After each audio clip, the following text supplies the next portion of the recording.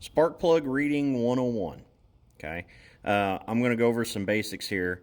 The first thing that I'm going to tell you is this is snapshot. Okay. So think of the old Kodak exposure cameras, and if you left that shutter open for like 30 minutes, you're going to get bad. You're going to have a messed up picture, right? With this, you only want the pull or the run. So you would put spark plugs in it. You'd get the engine. If you're on the dyno, you'd get it to your target launch point. You'd make the pull. As soon as you let off the throttle, you'd shut the engine off. If you're on the track, you'd put the spark plug in. You'd go up there. You'd do your burnout. You'd launch the car. As soon as you got to the end of the eighth mile, quarter mile, whatever, you would shut the engine off and coast around. Pull your spark plug, put a new spark plug in, get into the pits, and then you would read the spark plug that you pulled out. So that's extremely important. You can only read it if it's a snapshot. You can't drive around for 30 minutes and expect to read a plug or read a plug that's been in there for 3 months or something like that. Okay, so first of all, I'm going to explain what a spark plug is before we get into the art of spark plug reading. And I will tell you, different people will always have different opinions. So what I'm going to tell you, somebody may say, no, I like to do it this way. That's perfectly fine. Okay. Mind you, we always use a wideband. So I use this less for AFR reading, although you can, and more for the timing. But, depending on how you're tuning, you may want to be double checking your AFR as well. Okay. So the way that a spark plug works, you hook your wire here, and that spark goes through the center of this plug up to this little electrode. Now, depending on how much boost you're running, what your compression is, that's going to determine this gap, because the more dense the air and fuel is, the tighter this has to be to have the resistance low enough for the spark to jump from here to here. Once it jumps through here, it comes down, and these threads effectively ground it to the cylinder head. So then the spark goes through the cylinder head into a ground and then off, right? So that's what's happening, okay? Now, your fuel gets mixed around. This is typically kind of, that piston comes up and smashes the air and fuel in here, and this burn happens. This gets covered with fuel. This gets hot. Lots of things happen, okay? Basically, you're looking for, there's about 4 or 5 things that you're looking for, okay? The first thing, the easiest thing to look for when you pull a spark plug, is you're looking for little black peppering here on the ceramic. If you see a little black peppering, that's detonation. You're detonating the engine just hard enough to knock the carbon off, and then it's sticking to the spark plug. If you see shiny, you're detonating hard enough to take pieces of aluminum off, and it's sticking to the spark plug, and you're way too dangerous, okay? Normally, when you read a spark plug, you will cut it right here and separate this. And this, it's kind of hard to see, but it's kind of pyramid shaped in there, right? It touches, in this plug, it touches right about here. So this is a TR5IX. This is a heat range 5 according to NGK. That's a stock on an LS or a Coyote. Most engines, although Hemi will run a 4, which is actually a hotter heat range. A higher number is a colder spark plug in that scale. Different manufacturers will use a different scale. Okay, so the colder the plug, the more that porcelain moves up here. And what that does is that changes how much heat you're putting in the threads. And you will see when you run these, a discoloration in these threads. And you normally want about 3 to 4 threads down that you have some type of discoloration. Okay, shouldn't be like severe heat, but you should have a little discoloration ring across there, right? That was according to Nitrous Outlet.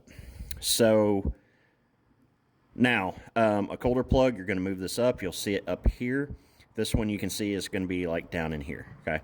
Now, the next thing, if you were to cut this in an engine that was ran, you would see a discoloration, a carbon, right, a black ring. A lot of people think that should be up here. If that's up here, you're way too rich. You should have a pencil-thin ring. If you were to cut this right above where the porcelain meets this metal, you should have maybe a hair bit thicker than that ring, okay? If it's thicker than that, if it comes up the spark plug more, you're way too rich. If it's not on there, you're too lean, okay? Now, the last thing, the thing that I use this for the most, and probably most people anymore, your spark jumps to here. This is the start of your combustion, Okay, and the way that combustion works, it's like a grass fire. Okay, you have a little flame in the middle of the grass fire, and it just kind of starts to spread. At first, it's just a little fire. You can walk up and step on it. It's no big deal. But by the time that fire spreads out, now you got a situation, right? Well, in a cylinder, that little initial flame doesn't create a whole lot of pressure. But as it burns fuel and spreads out, the pressure starts to rise.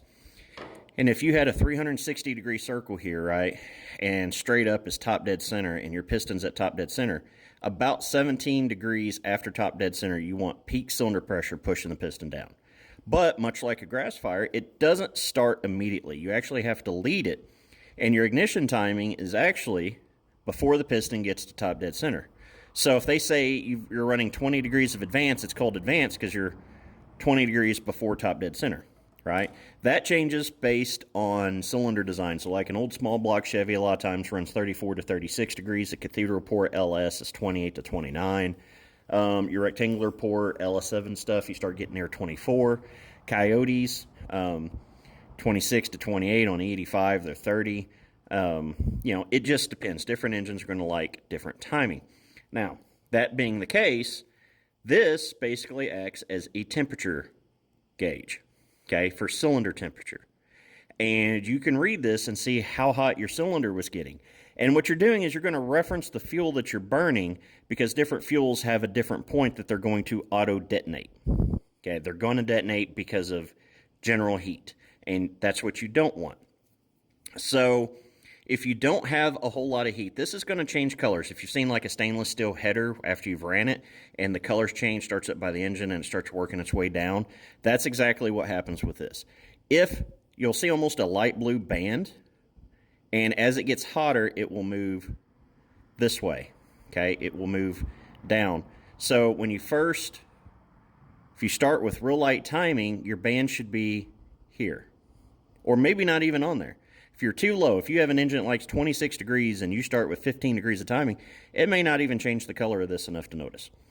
But as you get more heat, it's going to move this way, and this becomes a temperature gauge.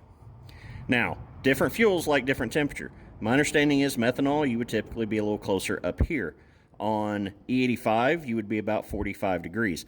I run 45 degrees on pump gas and E85. I like to be right there in the crook. Some guys will tell you on pump gas you can run way over here. I don't like that. If you run the timing too high, it will actually move down into these rings and start to discolor it like stainless steel instead of just a darkening. Okay? That's real bad.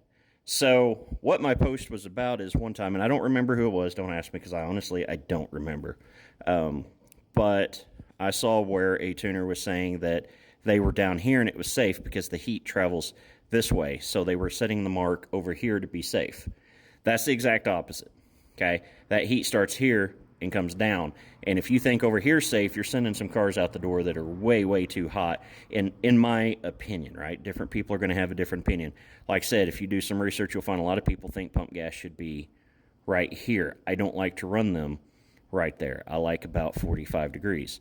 So it all depends on the fuel also, right? Different fuels are going to ignite at different temperatures, and you can move that ring to different spots based on that. So hope that kind of helps. Like I said, this is one of those things where different people are going to have different opinions. Somebody may jump into my comments and say, no, you don't want 3 to 4 rings or whatever. But that's just in talking to different people in my personal experience. When we take a car, we have a car on the dyno that's throwing the knock sensors left and right, and we have to shut them off. What we'll do is we'll start with a rollover timing number. We'll put a spark plug in. We'll run it. We'll see where that mark is. We'll set that plug down. We'll write on it, what the timing was. We'll add 2 degrees. We'll put another plug in. We'll make another pass. We'll see where the timing mark is. We'll set that one next to the first one with a number on it. And we'll keep doing that until we get that timing about right there, and then we know how much timing that engine likes. Now, last point, different cylinders will run different heat, and if you pull the coldest cylinder, there's another cylinder that might be detonating. So keep in mind that ideally you want to pull all 8 spark plugs, but that's not always possible, and that's why sometimes you want some level of safety.